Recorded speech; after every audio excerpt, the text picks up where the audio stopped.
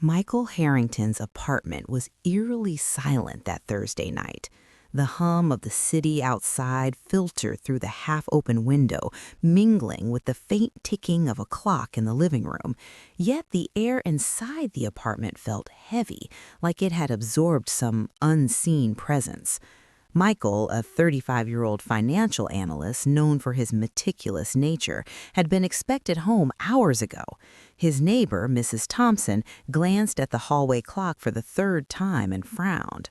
Michael's key never rattled in the door. His cat, a tabby named Finn, prowled restlessly near the empty living room, mewing softly. There was no note, no struggle, nothing that hinted at a reason for Michael's sudden absence. By the time the evening news ran its late-night segment, Michael's disappearance had become more than a personal concern. It was unsettling. News anchors reported the story with a mild sense of alarm, a young professional missing from downtown Manhattan, no signs of foul play, all bank accounts suddenly frozen by an unknown entity. The authorities' initial assessment was cautious. It could be voluntary, one officer had suggested, glancing at Michael's neatly arranged belongings. But his office computer, untouched and blinking with unread emails, told a different story. This was no ordinary disappearance. Meanwhile, somewhere miles away, Victor Kane was meticulously planning his next move. Kane was a man who thrived in the shadows, a predator with a chilling intelligence. His latest conquest wasn't just money or power, it was identity. Not physical identity alone, but the very digital essence of Michael Harrington. Kane had been following Michael for weeks, watching his routines, memorizing passwords, learning habits, weaknesses, and fears. To Kane, Michael wasn't just a target, he was a canvas. Kane's apartment, in stark contrast to Michael's, was chaotic yet organized in a disturbing way. Multiple monitors flickered, displaying encrypted emails, surveillance feeds, and financial accounts. Kane moved silently between screens, inputting lines of code, transferring funds, erasing records. He paused to watch a live feed of Michael's office building. Every step Michael had taken in the past month had been documented. Kane smirked. "Perfect," he murmured to himself. "Everything's perfect." Back at the FBI headquarters, the case landed on the desk of Agent Sarah Donovan, a seasoned investigator known for her razor-sharp instincts. Sarah had been called in after the initial disappearance turned alarming. Michael's identity had been stolen, and the perpetrator was already using it for a series of escalating crimes: bank fraud, identity theft, and even threatening financial manipulations. She leaned back in her chair, scanning the dossier before her. Every lead pointed to the same elusive man, Victor Kane. The first evidence Sarah saw was chilling. Michael's email account had been hacked, and messages had been sent in his name that Michael himself would never have written. Kane was toying with the system, leaving breadcrumbs that were almost mocking. "If you want me, you'll have to catch me," one message read, signed cryptically with Michael's initials.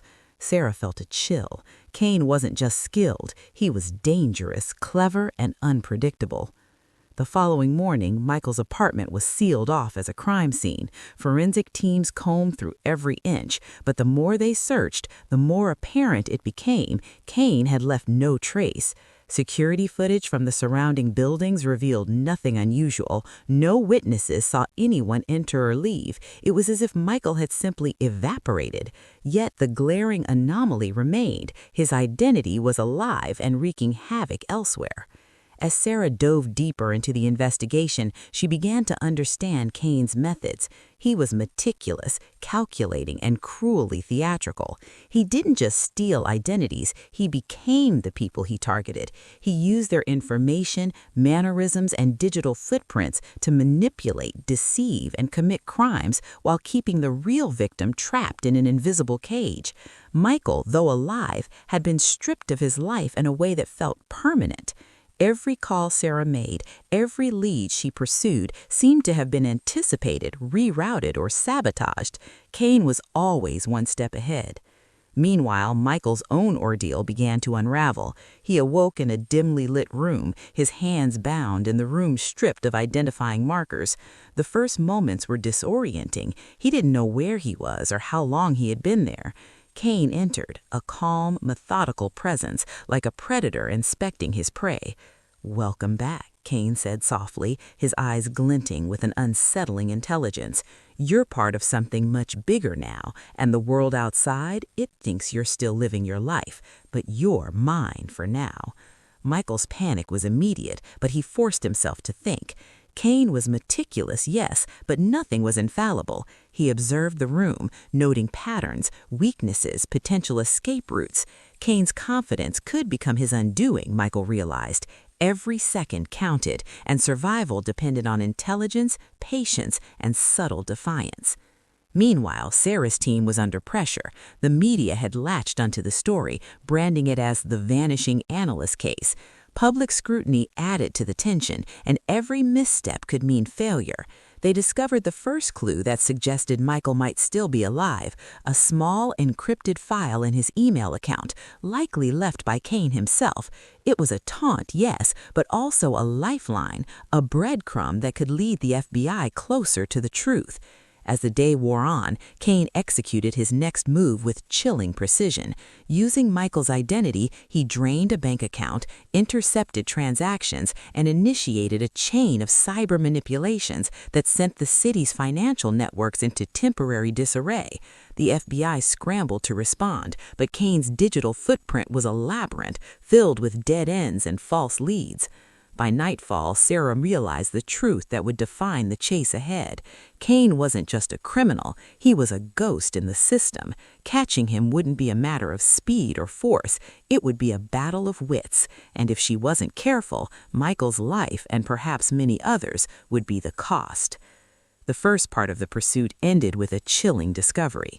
Kane had left one last message, a video file showing Michael sitting silently in his captor's presence. The words were clear, direct, and personal. "Look closely, Agent Donovan. I'm always ahead. Can you catch me?"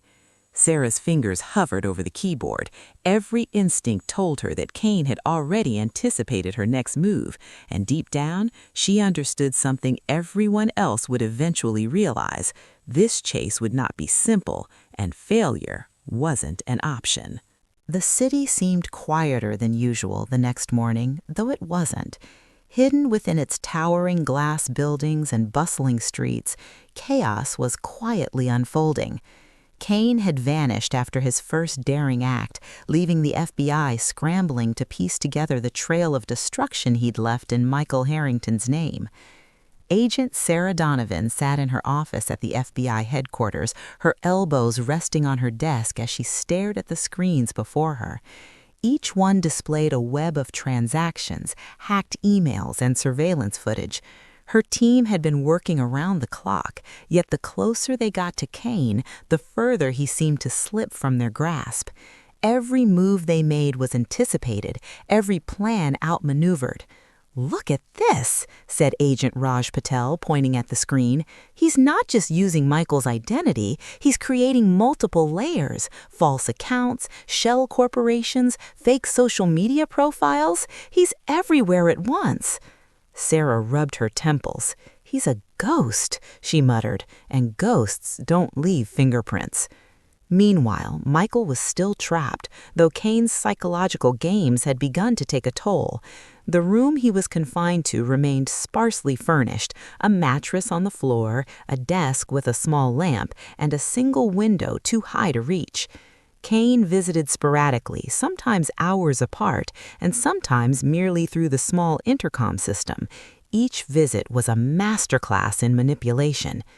"You're stronger than most," Kane said one evening, leaning casually against the wall, "but strength alone won't save you. I control the world outside. I own your life. They're chasing shadows, and soon shadows won't matter at all." Michael listened silently, storing each word, observing each movement. Kane's arrogance was his shield, but also his weakness. Every taunt, every calculated pause was predictable to someone who knew to watch. Michael realized survival required subtlety, small acts of resistance, tiny ways to leave evidence or signal the outside world without Kane noticing. Back at the FBI, Sarah and her team began piecing together Kane's pattern. It wasn't random, there was a method to the madness. Each theft, each fraudulent transaction, each manipulation of digital identities followed a sequence only visible to those who connected the dots. They discovered that Kane was preparing for a larger, more audacious plan, a high-stakes financial operation targeting a major urban hub. But catching him in the act seemed impossible. Every tip led to a dead end. Every digital trace he left was a decoy, a distraction, a trap. At one point, the FBI nearly caught him at a financial district hub, only to discover that Kane had already vanished, leaving behind a video feed showing Michael alive, calm, silent, but unmistakably captive. Sarah's jaw tightened as she watched the footage. "She's playing with us," she said quietly. "This isn't just about money. He wants to prove something. He wants to show us we're powerless." Raj leaned back, frustration evident. "How do you fight someone who's always ahead? Every strategy we try, it's like he's reading it before we even think of it." Sarah's eyes narrowed. "We fight smarter, not harder. Kane may anticipate moves, but he can't anticipate people. That's our advantage." As the FBI continued its hunt, Kane escalated his operations. Using Michael's identity, he infiltrated private networks, manipulated stock trades, and created chaos in systems no one even thought to closely monitor. Each act increased his notoriety and, more importantly, his confidence. Kane's intelligence wasn't just technical, it was psychological. He understood fear, control, and manipulation on a level that made him unpredictable. Michael, however, was not entirely helpless. He began leaving subtle clues, a smudge on a document, a pattern in the placement of objects, a minor error in Kane's meticulously organized schedule. Each act was a silent rebellion designed to give Sarah's team the breadcrumbs they needed without Kane noticing. Days turned into a week. The pressure on Sarah intensified, not just from the escalating crimes, but from media scrutiny and political oversight. Kane's manipulations were public now. He had successfully made Michael's identity a weapon in his hands. Social media exploded with reports of bank freezes, identity theft alerts, and mysterious online scams tied to Michael Harrington.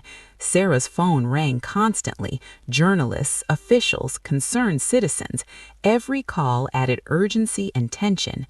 Amid this chaos, Kane made his next move. He orchestrated a situation designed to test both Michael and the FBI simultaneously.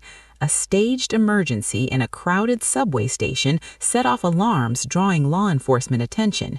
Using Michael's identity, Kane threatened a financial transaction that could have resulted in massive losses. Sarah and her team were forced to respond, navigating a labyrinth of misdirections and planted false evidence. The chase culminated in a near confrontation. The FBI tracked Kane to a rooftop overlooking the city skyline, only to find him gone again, leaving behind a chilling message etched in spray paint on a nearby wall: "Catch me if you can." Sarah stared at it, her heart racing. This isn't just a criminal, this is someone who wants to win at any cost. Meanwhile, Michael had learned more about Kane than anyone outside that room. Kane's arrogance, his need for control, was also his vulnerability. By observing small habits, the way he checked the door, how he organized his materials, the rhythm of his distractions, Michael began planning. Each day he endured was also a day of subtle resistance. Each interaction with Kane was a test of his wits. Back at the FBI, Sarah pieced together the clues Michael had left behind. Slowly, the dots began to form a pattern. Kane's next target was becoming clear: a high-profile financial hub, heavily trafficked, with multiple digital and physical systems vulnerable to manipulation. Sarah knew that time was running out, and the window to intercept Kane was closing. The team prepared for a massive operation, coordinating surveillance, cyber tracking, and tactical deployment. Every member knew the stakes. Failure could mean not just financial disaster, but potentially Michael's death. The tension was palpable. The city itself seemed to hold its breath. As night fell, Kane observed from his hidden vantage point, unaware that the FBI was beginning to anticipate his moves. He smirked, confident that he remained the shadow in control. But even shadows leave traces, and Michael, despite everything, had begun leaving tiny lights in the darkness, signals only the most observant could read. Sarah leaned back in her chair, reviewing the intel again. One thought dominated her mind. Kane wasn't just smart, he was audacious, dangerous, and relentless. But so was she, and if she could decode his pattern before it was too late, she might finally corner the man who had taken Michael Harrington's life away from him. But not his mind, not his spirit. The hunt had begun in earnest, and for the first time, Kane might be about to meet someone capable of outthinking him. The city streets seemed to pulse with an undercurrent of fear, though few realized why.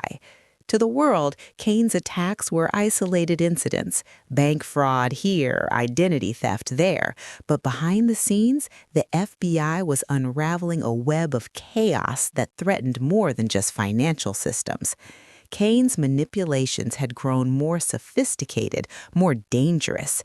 Every move he made was calculated, and every misstep by the FBI gave him an advantage. Agent Sarah Donovan sat in the command center, monitors flickering with live feeds from across the city. She studied patterns, cross-referenced transactions, and tried to anticipate Kane's next move, but he was always a step ahead, leaving false trails and deliberately misleading paths. "This doesn't make sense," Agent Patel muttered, frustration creasing his brow. "Every lead we follow just disappears into thin air. It's like he knows exactly what we're thinking before we even act." Sarah didn't respond immediately. Her eyes were locked on a feed showing the financial hub Kane was rumored to target next. Something about the way the surveillance cameras flickered felt off. "He wants us to think we're chasing him," she said finally, "but really he's chasing us. Every false lead is a test of patience, skill, nerves." Meanwhile, Kane moved through the city like a phantom. Using Michael's identity, he infiltrated secure networks, manipulated stock exchanges, and destabilized private financial institutions. He did so with the confidence of someone who knew there were no consequences he couldn't evade. Yet beneath the precision, a subtle arrogance had begun to show, a hint that he underestimated Michael's resourcefulness. Michael, still held captive, had become more than just a passive observer. Each day he studied Kane's routines, the rhythm of his movements, the sequence of his tasks. He began experimenting with small disruptions, slight misplacements of items, tiny errors left intentionally in the systems Kane relied upon. Kane noticed them but dismissed them as coincidences. Michael had begun creating cracks in the invincible facade Kane believed he maintained. Tension in the FBI grew as internal mistrust began to surface. One of the agents was suspected of leaking operational plans, though evidence was circumstantial. Every team member wondered if they were being manipulated, feeding Kane through oversight or inaction. Sarah felt the pressure in every decision, every call she made. One mistake could cost lives, and she could sense it, the city's pulse tightening around them like a vice. Then came the first close call. Kane orchestrated a public distraction, a minor security breach at a major subway station, paired with a financial threat using Michael's name. The FBI rushed to respond, but Kane had anticipated every maneuver. Officers were misdirected, and the chaos allowed Kane to escape with minimal risk. In the aftermath, the FBI discovered the evidence Kane left behind wasn't random, it was psychological, designed to destabilize and frustrate them. Sarah studied the pattern, her mind racing. Kane's ultimate goal was becoming clear, a high-profile heist using Michael's identity to cover his tracks. If he succeeded, the fallout would be catastrophic. She needed to predict him before he acted, but each lead carried risk. One wrong step and Michael's life could be in immediate danger. Meanwhile, Kane's manipulation of Michael escalated. "Do you think they can save you?" Kane asked, leaning over Michael's confinement area. His voice was casual, almost conversational, but Michael detected the underlying threat. "They're outmatched. They don't know what's coming. I control every variable." Michael's reply was quiet but deliberate. "Variables aren't constant. They change." Kane's eyes narrowed, a flicker of irritation crossing his otherwise calm demeanor. Michael's defiance was a new element, one he hadn't accounted for. For the first time, Kane hesitated, even if only for a moment. That moment, Michael realized, was everything. Back in the field, the FBI finally got a promising lead. Surveillance footage caught Kane entering an abandoned warehouse at the edge of the city, supposedly alone. Sarah organized a tactical response, but the operation was complicated by Kane's misdirection. When the team arrived, the warehouse was empty, save for a video camera playing a pre-recorded message. On it, Michael appeared, alive yet restrained. "Sarah Donovan, you're good, but not enough. You think you're ahead, but you're still in my game. Solve this puzzle, and maybe he survives." Sarah's jaw tightened. The message was a trap, a test, but it also contained subtle clues. Michael had left the tiniest hints in the background of the video, hints only someone attuned to Kane's methods could decipher. Sarah and her team pored over the frames, piecing together details like detectives assembling a puzzle from fragments. The hunt escalated to a deadly chase through the city. Kane, exploiting crowded streets and urban terrain, evaded capture at every turn. Sarah pursued him across rooftops, through narrow alleys and into abandoned construction sites. Each near capture raised the stakes. The audience feels the intensity of the chase, every second critical. Then came the betrayal. One of Sarah's trusted agents, pressured and manipulated by Kane's indirect threats, inadvertently compromised the team's strategy. Kane used the opportunity to escape from what should have been a successful ambush. Frustration and anger rippled through the FBI ranks. Sarah knew that mistakes in this game weren't just errors, they were potentially fatal. Michael, meanwhile, continued to resist mentally. Small acts, switching items, leaving messages in code, allowed Sarah to anticipate Kane's movements. These subtle interventions created the first real openings for the FBI. Kane's confidence began to waver. He had underestimated Michael, and underestimating someone can be deadly. As Part 3 drew to a close, Kane prepared for his most audacious act yet, a high-profile heist at the city's main financial hub, targeting both digital and physical assets. The stage was set for an unprecedented confrontation. Sarah's team prepared, coordinating every resource, tactical units, cyber experts, and intelligence operatives. The tension was palpable. Michael's life hung in the balance, and the city itself teetered on the edge of chaos. The final scene of Part 3 leaves the audience at the edge of their seats. Kane, in disguise, slips into the financial hub, a smirk playing on his lips. Across the city, Sarah and her team monitor the situation, ready but unsure of how to intercept him in time. The hunt has become a deadly game of strategy, intelligence, and nerve. Every second counts.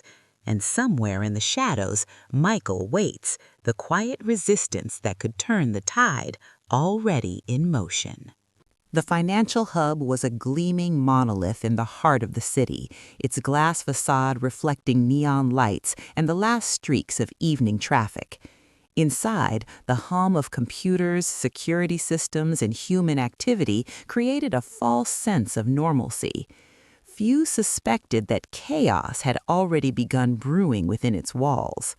Victor Kane, moving like a shadow, navigated the corridors with calculated precision. Using Michael Harrington's identity, he accessed restricted areas, bypassed security protocols, and planted digital time bombs in key systems. Meanwhile, Sarah Donovan's team had finally pieced together Kane's movements. Hours of analyzing surveillance footage, encrypted communications, and Michael's subtle clues led them to a single conclusion.